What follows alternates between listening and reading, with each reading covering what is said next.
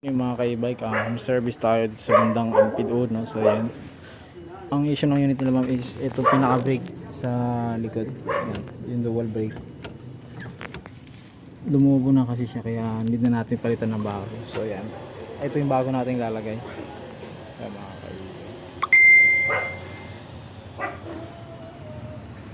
ka-e-bike, natanggalan natin yung stock na brake nila ma'am. So ito yung luma, papalitan natin siya ngayon ng bago. So yan, lagyan natin yung bago.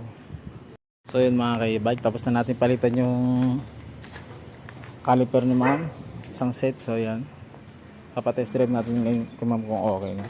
Ma'am, test drive nyo ma'am. So yan mga ka-e-bike, tinatry na ng customer yung e-bike.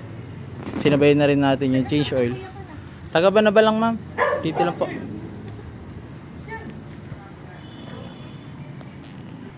So yung mga ka-e-bike, kinitest drive na ni sir. Sir, okay na? May brake na? Malakas na ulit yung brake. So yan, okay na daw sabi ni sir.